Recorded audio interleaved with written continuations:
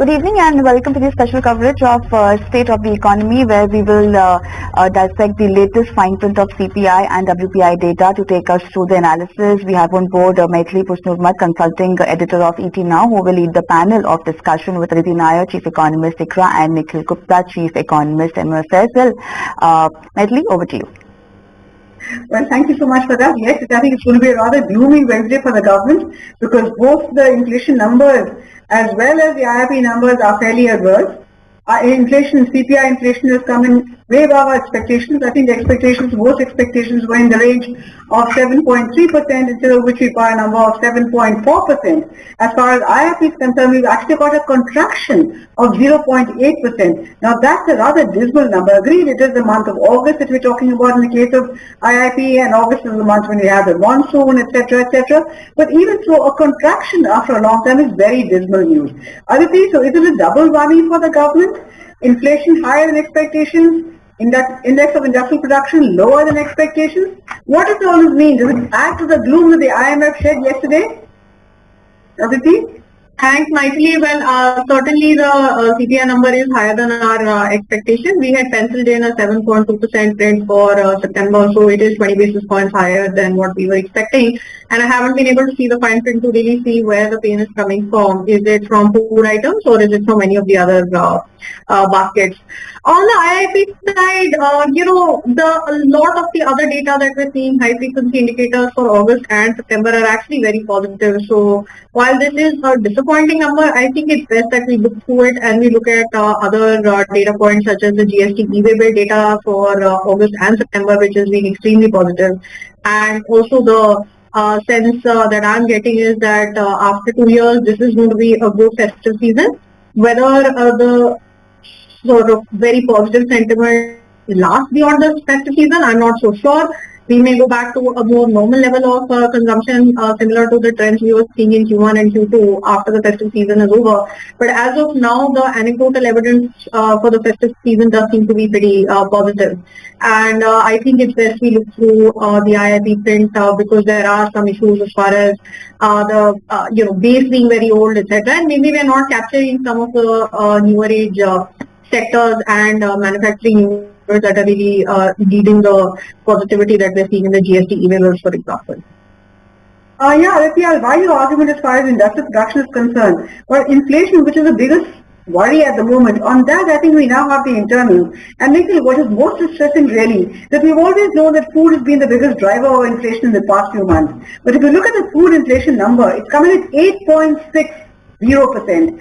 Almost a full percentage point over the previous month, 7.62%. That for a country where a large percentage of the population, both as well as an absolute number, the very large percentage lives below the poverty line, for whom food is a very large share of their consumption basket. This is certainly not good news at all. Food inflation coming at 8.60%. What is your sense on this? Can RBI monetary policy do anything at all? Government has done its best. So what next, Nikhil? Thank you, Maithili. Thank you for having me on the show. So Maithili, has the headline inflation you told us is at 7.4. The market consensus was 7.3. We were expecting 7.5. And I think the reason it is slightly below our estimate is because our food inflation forecast was 8.8, and you mentioned it has come at 8.6. So 7.3 was the consensus. I don't think 7.4 is something that we should worry about too much. And if I remember correctly, even the RBI in its last policy, they had projected an inflation of close to 7.5% in September itself.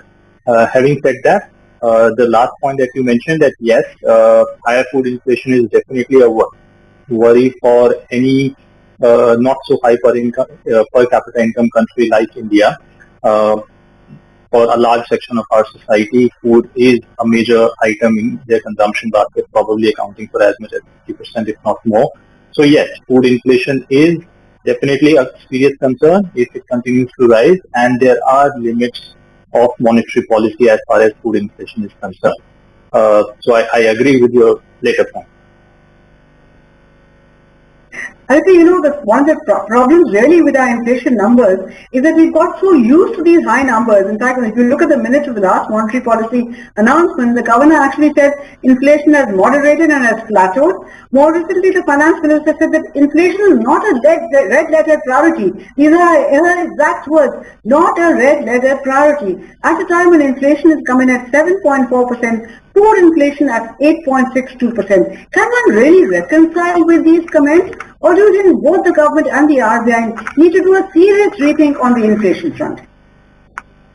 Aditi. See, Michael, for a country like India, food inflation is always going to be very emotive. And I think these are the September numbers, and this very heavy rainfall that we had in early October is possibly going to lead to some more supply disruptions. So there may be a little more pain in store even in the October number as far as the food inflation is concerned.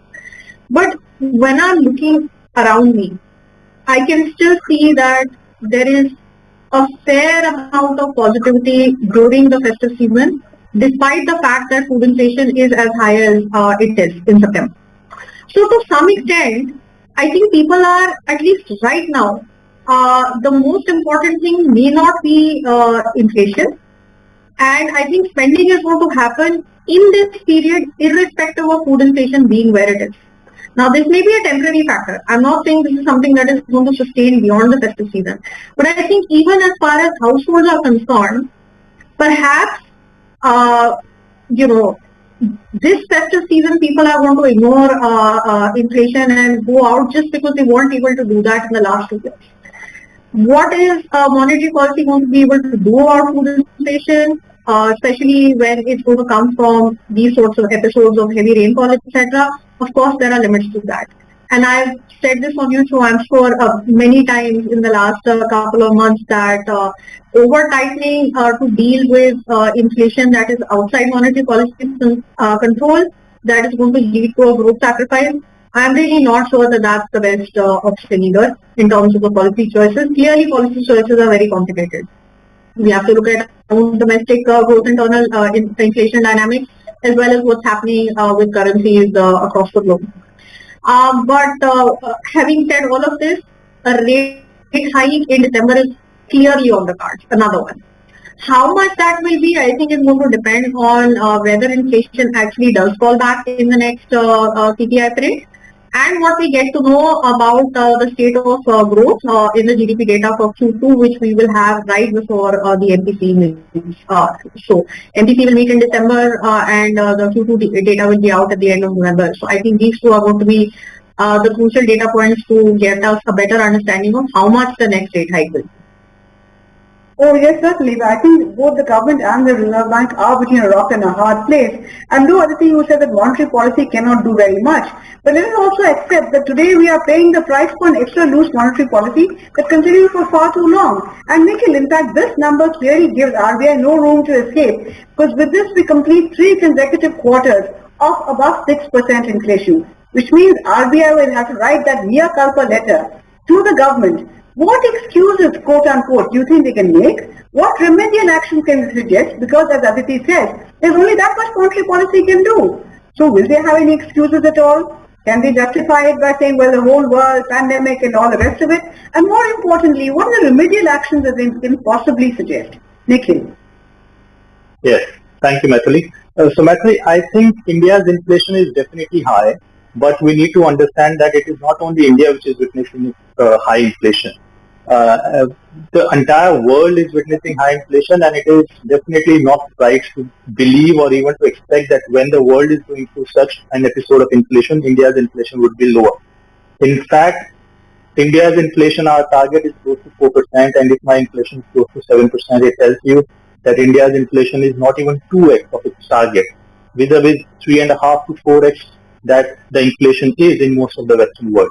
So again, I am not saying India's inflation is not high, but we need to understand that a large part of this inflation, at least till about June, July, was driven by imported inflation or was driven by global factors, which is beyond RBI or beyond India's policymakers. So RBI doesn't need to make any excuse. I think they need to present the fact that there, as Aditi also mentioned, first, it is led by global factors, and second, there is always a trade-off between growth and inflation. if the RBI over tightens or if they continue to hike rates only with a focus on inflation, it is definitely going to lead to a sacrifice in growth.